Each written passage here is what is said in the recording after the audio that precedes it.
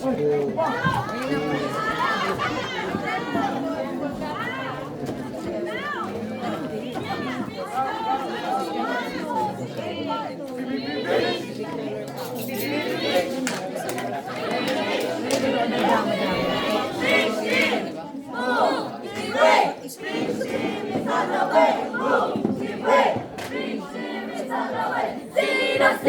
malakas? Malakas!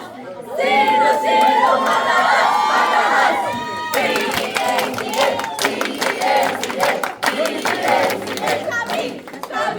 Kami ang malakas! Kami ang malakas!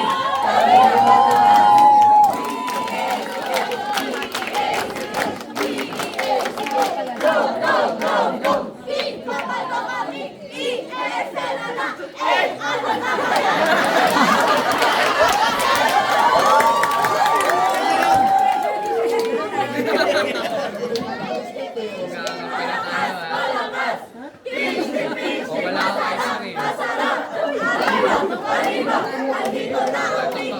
Arriba, nandito na kami.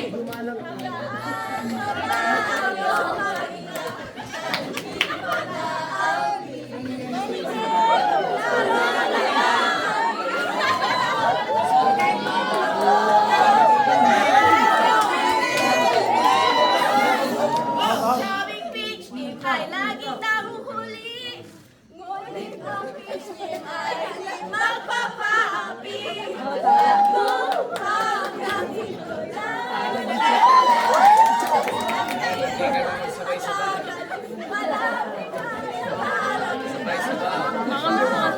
Hindi na po namin kailangan.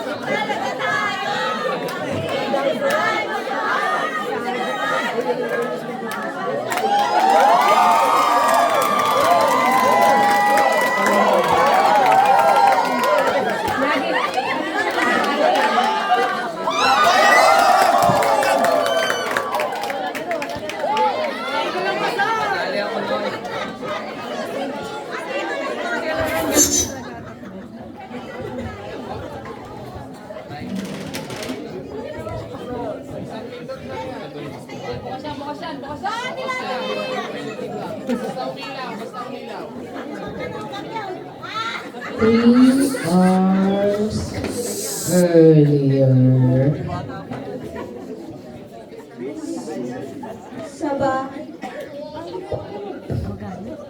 Sa bahay ng mga lohikal, habang sila ay mapayapang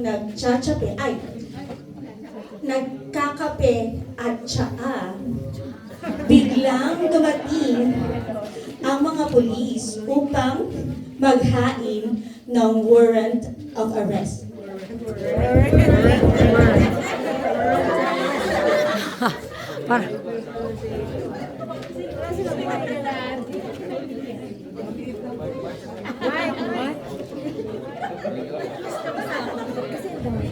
Binasa ito ni Therio Lohical I.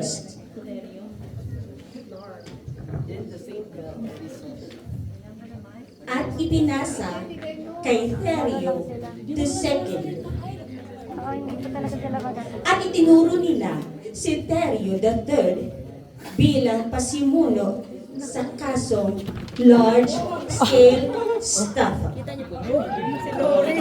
May karapatan kang manahimik. Teka, English na lang. Nahihirapan ako eh. You have the right to remain silent.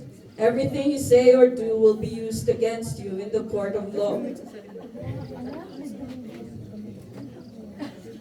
Nang naihain na ang warrant of arrest, inaresto na kaagad si Therio Lohical III.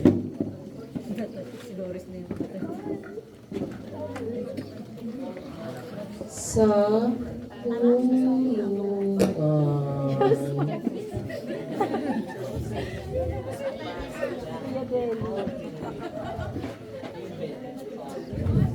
Si Therio Lohical III ay nagmamakaawa at nanghihingi ng lawyer.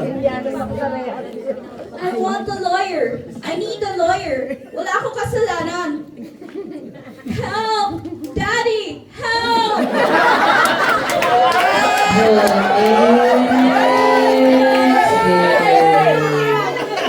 Buti na.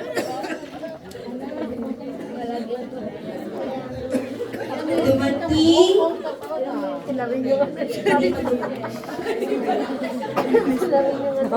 Dumating ang lawyer na si Attorney Romaine Calzada para ipaliwanag ang kasong estafa na isinampa sa kanya.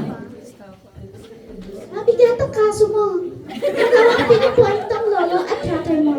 Like, you have to go to jail for life. Wala talaga akong kasalanan dyan. Si Lolo naman ang gumawa nun. Maniwala ka sa akin, attorney. What do I have to do ba? Ang iyong kaso ay large-scale estafa na may parusang reklusyon perpetua. Umaamin ka ba sa iyong kasalanan? Ang mabuting balita, a friend of a friend of a friend of a friend Of a friend? of a friend ay tutulungan ka na bayaran ang bulyon-bulyon mong pagkakautang. Sa kabilang dako paroon.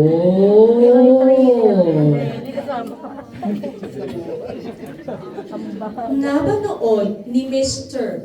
Anonymous ang pagkakaaresto kay Terrio Lohical III? Naku! Ang laki ng kasalanan ng anak ko! Kailangan ko siyang tulungan!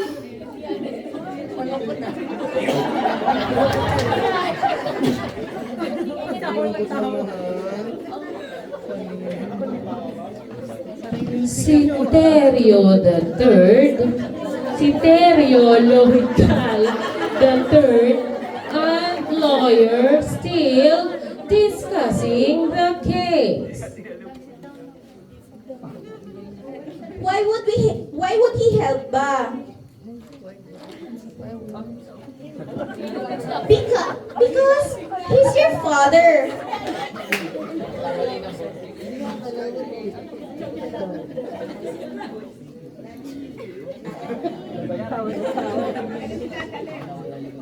Yes, I'm your father. For real, for real. I'll help you. For real, for real.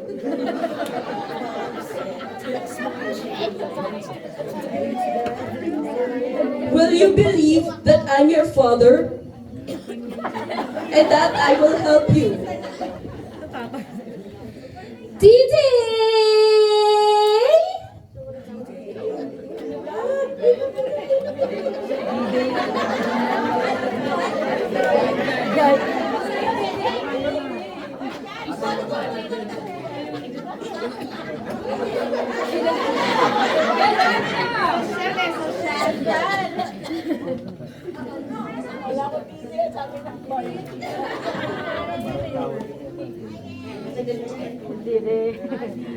Pumasok si Terrio Lohical III in a very, very relaxed mode.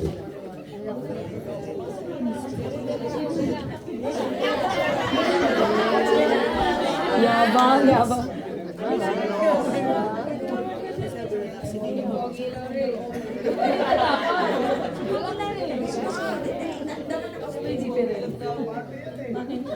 Case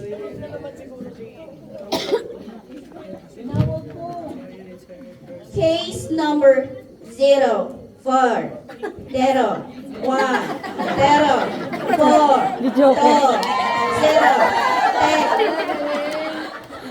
For the case of large-scale estafa, People of the World versus Mr. Terrio Lohical III. Presiding Judge, Judge Anonymous. Everybody, please stand up.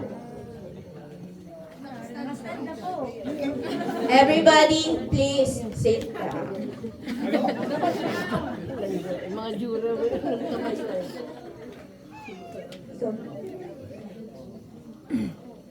On the case of the people of the world versus Mr.